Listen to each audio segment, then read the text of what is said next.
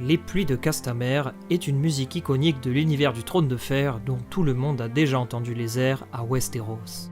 Quiconque ose défier les Lannister devra en payer le prix, et cette musique est là pour rappeler le triste sort réservé à la famille Reyne de Castamere. Personne n'échappe aux griffes du lion Lannister, pas même les Stark. Dans l'intégrale 3 et dans la saison 3, Catelyn, Robb et leurs alliés sont assassinés aux Noces Pourpres suite à un complot orchestré par les Bolton, Frey et Lannister. Le corps de Catelyn est par la suite jeté dans un fleuve selon les déclarations de Sansa quelques épisodes après.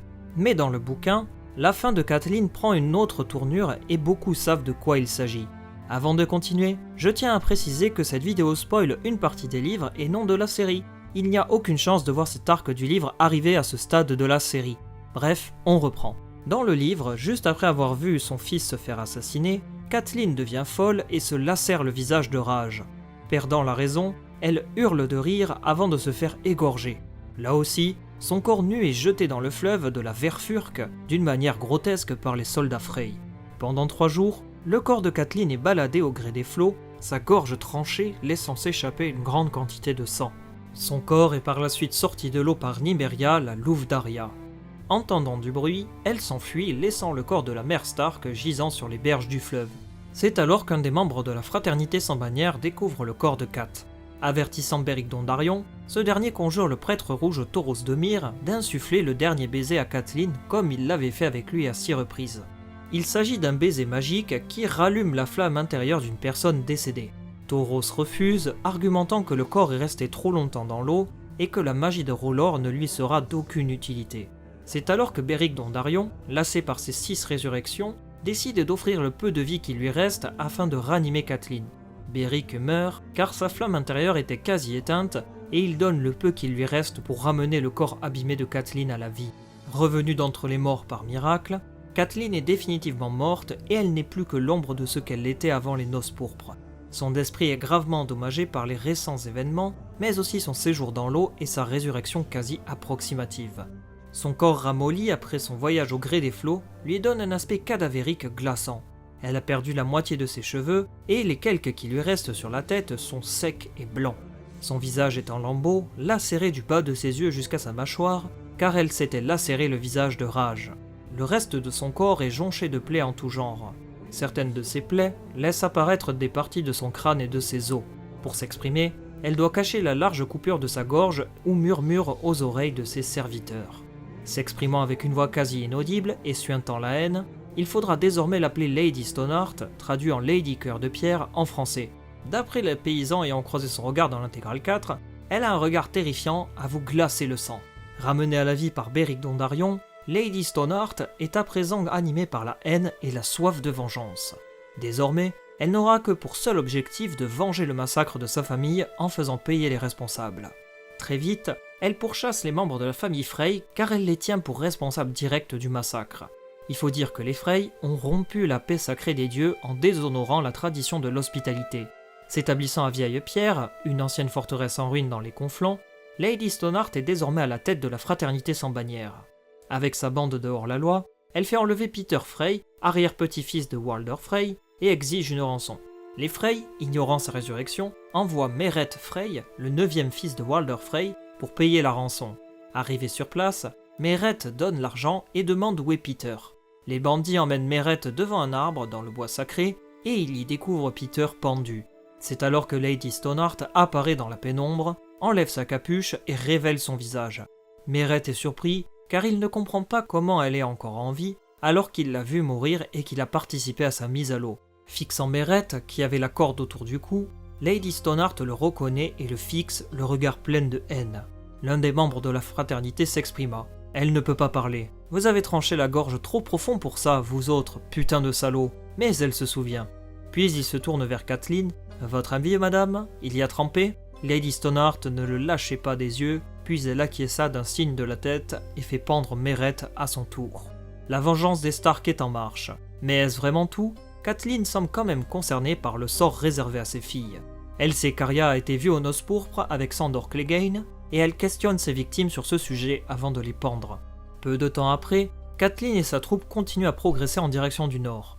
Prochaine étape sur leur route, les Jumeaux, lieu où elle fut tuée avec son fils et ses bannerets lors des Noces Pourpres. Elle parvient à capturer Ryman Frey, petit-fils mais aussi héritier de Walder Frey, et le fait à son tour pendre avec ses hommes.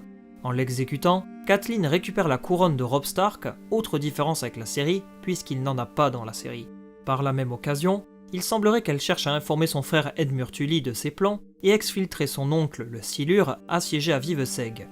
De même, son autre objectif est de capturer Jaime Lannister vivant, et pour ce faire, elle vole des uniformes Lannister ainsi qu'une lettre du roi Tommen qui offre un sauf-conduit.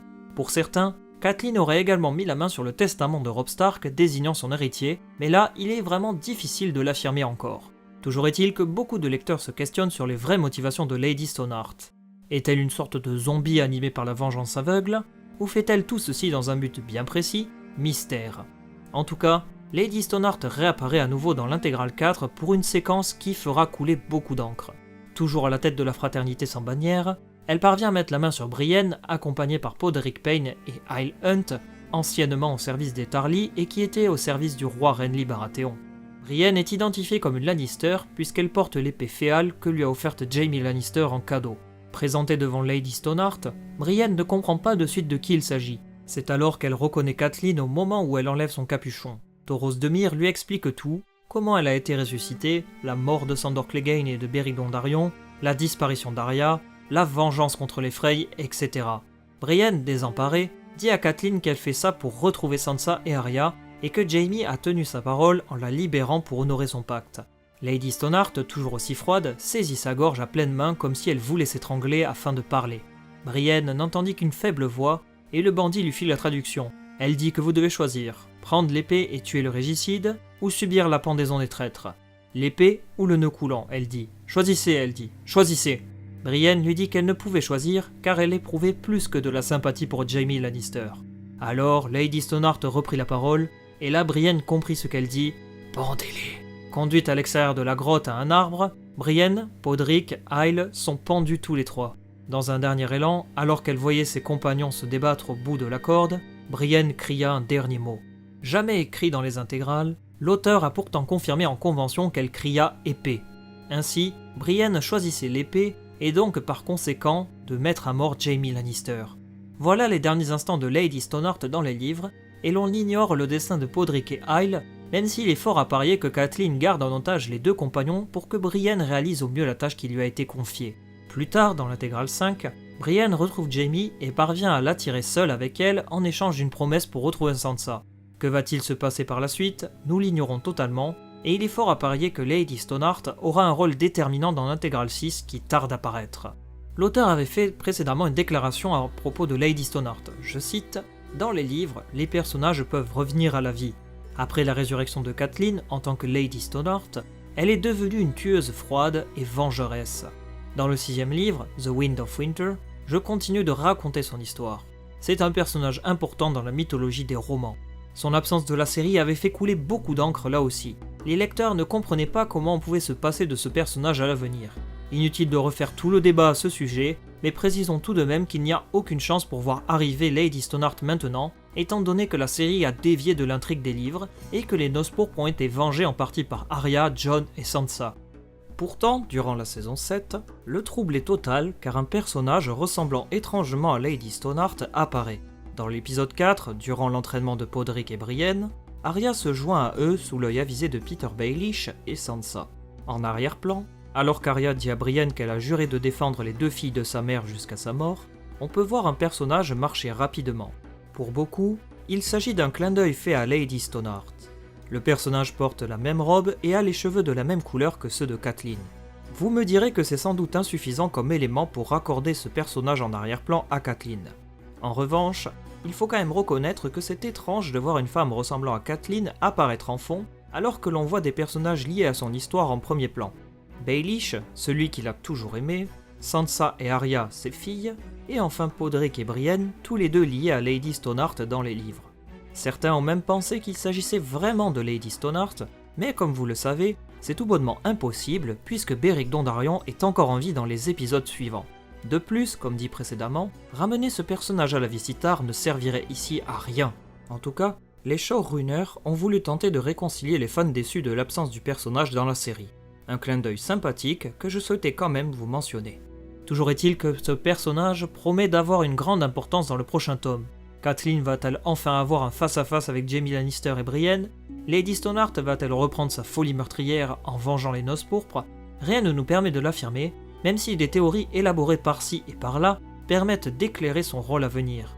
Vous avez un lien vers une théorie très populaire sur le testament de Robb Stark en description, si jamais ça vous intéresse, puisque la Garde de Nuit a fait un très bel article là-dessus. J'espère que cette vidéo de présentation vous a donné une vision plus large du personnage si souvent évoqué de Lady Stoneheart. Merci beaucoup de votre attention et à très vite pour de nouvelles vidéos. Bye tout le monde!